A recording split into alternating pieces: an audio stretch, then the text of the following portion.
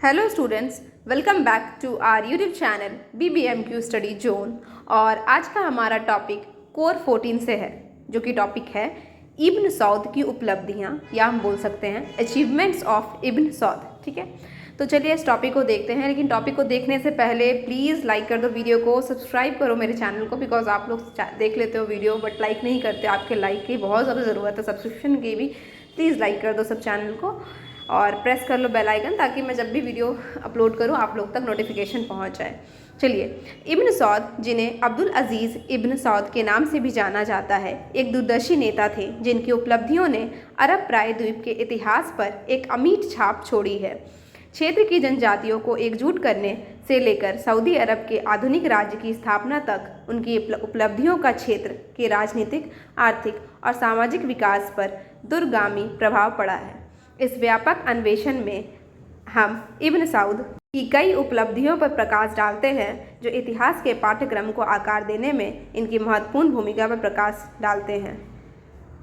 तो पहला उपलब्धि है इनका जनजातियों का एकीकरण। ठीक है, इब्न सौद की सबसे उल्लेखनीय उपलब्धियों में से एक अरब प्रायद्वीप में बिखरी विभिन्न जनजातियों का सफल एकीकरण था। 1875 में जन्मे उन्होंने 1902 में अपने परिवार की पैतृक राजधानी रियाद पर दोबारा कब्जा करके अपनी यात्रा शुरू की। इसने सैन्य अभियानों और राजनयिक वार्ताओं की एक श्रृंखला की शुरुआत की, जो धीरे धीरे जनजातियों को उनके शासन के तहत ले आई। जटिल जनजातीय गतिशीलता को नेविगेट करने और रणनीतिक गठबंधन बनाने की उनकी क्षमता इस एकीकरण प्रक्रिया में सहायक थी। दूसरी है रियाद पर कब्जा। इब्न सौद की सत्ता में वृद्धि प्रतिद्वंदी अल रशीद कबीले से रियाद पर पुनः कब्जा करने के साथ शुरू हुई। जीत ने न केवल उन्हें शहर के शासक के रूप में स्थापित किया, बल्कि अंततः व्यापक क्षेत्रों पर उनकी शक्ति को मजबूत करने की नींव भी रखी। तीसरा, पड़ोसी क्षेत्रों में विस्तार। रियाद सुरक्षित होने के साथ इब्न सौद ने अपनी सीमाओं से परे अपने प्रभाव का विस्तार करने पर ध्यान केंद्रित किया। सामरिक कौशल और कूटनीति के संयोजन से चिन्हित उनके सैन्य अभियानों ने उन्हें कासिम नजद और पूर्वी प्रांत जैसे क्षेत्रों को धीरे धीरे जीतने की अनुमति दी। चौथा, हिजाज की विजय। इब्न सौद की सबसे महत्वपूर्ण उपलब्धियों में हिजाज क्षेत्र पर कब्जा करना था, जो मक्का और मदीना के पवित्र शहरों के स्थान के रूप में अत्यधिक धार्मिक महत्व रखता था। इस विजय का अरब प्रायद्वीप के धार्मिक और राजनीतिक परिदृश्य पर गहरा प्रभाव पड़ा। पांचवा, सऊदी अरब साम्राज्य की स्थापना। 23 सितंबर 1932 को इब्न सौद ने आधिकारिक तौर पर सऊदी अरब साम्राज्य की स्थापना करके एक आजीवन सपना पूरा किया। चलिए देख सकते हैं, यहाँ ऑब्जेक्टिव क्वेश्चन यहीं से बनेगा, कब उन्होंने आधिकारिक तौर पर सऊदी अरब की स्थापना की। 23 सितंबर 1932 को किया। और किसने किया? तो इब्न सौद ने किया। ठीक है, याद रखिएगा, 23 सितंबर 1932। इस महत्वपूर्ण उपलब्धि ने अलग अलग आदिवासी क्षेत्रों को एक राष्ट्र राज्य में एकत्रित करने के उनके प्रयासों की परिणति को चिन्हित किया। इब्न सौद ने अरब प्रायद्वीप के इतिहास में एक नए युग की शुरुआत करते हुए खुद को सऊदी अरब का राजा घोषित किया। इसके बाद है छठा, इस्लामी मूल्यों का संरक्षण। अपने पूरे शासनकाल में इब्न सौद रूढ़िवादी इस्लामी मूल्यों को बनाए रखने के लिए प्रसिद्ध था। सुन्नी इस्लाम की सख्त व्याख्या, वहाबी विचारधारा के प्रति उनके पालन ने देश के सामाजिक सांस्कृतिक ताने बाने को प्रभावित किया और इसकी धार्मिक प्रथाओं के लिए माहौल तैयार किया।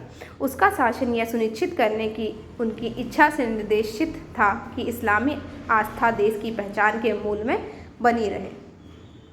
सातवां है बुनियादी ढांचे और शिक्षा का विकास। इब्न सौद ने अपने राज्य की प्रगति के लिए आधुनिकीकरण और विकास के महत्व को पहचाना। उन्होंने सड़कों, पुलों और संचार नेटवर्क जैसी बुनियादी ढांचा परियोजनाओं में निवेश किया, जिससे विभिन्न क्षेत्रों के बीच अधिक कनेक्टिविटी की सुविधा मिली।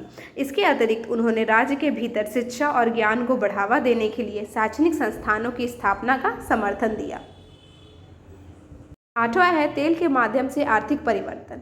इब्न सौद के शासनकाल की सबसे बड़ी परिवर्तनकारी उपलब्धियों में से एक क्षेत्र में तेल भंडार की खोज और दोहन था। 1930 के दशक के अंत में व्यावसायिक मात्रा में तेल की खोज से राज्य में अभूतपूर्व धन आया। अंतर्राष्ट्रीय तेल कंपनियों के साथ साझेदारी करने और विकास परियोजनाओं को निधि देने के लिए तेल राजस्व का उपयोग करने में इब्न सौद की दूरदर्शिता ने आधुनिक सऊदी अर्थव्यवस्था को आकार देने में महत्वपूर्ण भूमिका निभाई। इसके बाद है राजनयिक संबंध। इब्न सौद की कूटनीतिक कौशल ने उन्हें संयुक्त राज्य अमेरिका और यूनाइटेड किंगडम सहित प्रमुख वैश्विक शक्तियों के साथ रणनीतिक संबंध बनाने में सक्षम बनाया। इन रिश्तों ने सऊदी अरब की सुरक्षा और आर्थिक स्थिरता में योगदान दिया। 10वां, पारिवारिक विरासत और उत्तराधिकार। इब्न सौद की विरासत को उनके बेटों ने आगे बढ़ाया, जो उनके बाद सऊदी अरब के शासक बने। उनकी राजशाही की स्थापना ने वंशानुगत शासन प्रणाली की नींव रखी, जो आज भी जारी है। सांस्कृतिक महत्व। इब्न सौद की उपलब्धियां न केवल ऐतिहासिक महत्व रखती है, बल्कि सऊदी अरब के लोगों के लिए सांस्कृतिक महत्व भी रखती है। उनकी विरासत को स्मारकों, संग्रहालयों और राष्ट्र छुट्टियों के माध्यम से मनाया जाता है, जो राष्ट्र के लिए उनके योगदान को याद करते हैं। अंत में इब्न सौद की उपलब्धियां राजनीतिक एकीकरण, क्षेत्रीय विस्तार, सांस्कृतिक संरक्षण, आर्थिक परिवर्तन और राजनयिक जुड़ाव के दायरे तक फैली हुई है। उनके दृष्टिकोण और नेतृत्व ने सऊदी अरब के आधुनिक साम्राज्य के निर्माण का मार्ग प्रशस्त किया, एक ऐसा राष्ट्र जो अपनी ऐतिहासिक विरासत में निहित रहते हुए भी विकसित हो रहा है। तो ये था पूरा टॉपिक गाइस। आई होप कि आपको समझ आ गया होगा। हिंदी है, वैसे भी मुझे एक्सप्लेन करने की ज़्यादा ज़रूरत है नहीं, आपको सब पढ़कर ही समझ आएगा कि सऊदी अरब के शासक थे इब्न सौद, और उन्होंने ये काम किए थे वहाँ पर, और बहुत ज़्यादा इंपॉर्टेंट है क्योंकि सऊदी अरब की स्थापना इन्होंने ही की थी। कब की थी? 23 सितंबर 1932 को। तो आप कुछ डेट्स, बस ये डेट याद रखना, इब्न सौद का नाम याद रखना, क्योंकि ऑब्जेक्टिव के लिए बहुत ज़्यादा इंपॉर्टेंट है। उन्होंने स्थापना कब की थी वो आपको याद रखना है, बस उससे ज़्यादा कुछ नहीं ऑब्जेक्टिव के लिए। सब्जेक्टिव में तो आप बस टॉपिक याद रखो, अंदर कुछ भी लिखो, कुछ भी मीन्स उससे रिलेटेड कुछ भी लिखो, वो मैटर नहीं करता, क्योंकि एग्जामिनर के पास उतना टाइम नहीं रहता है कि वो चेक कर पाए।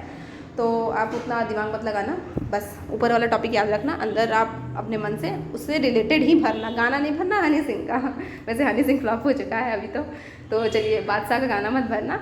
सो आई होप आपको वीडियो अच्छा लगा तो प्लीज़ लाइक और सब्सक्राइब कर दो चैनल को, और वीडियो को लाइक करो, शेयर करो, और कमेंट सेक्शन में जो भी प्रॉब्लम हो मुझे ज़रूर बताना। मैं PDF डिस्क्रिप्शन में डाल ही दूँगी। Thank you.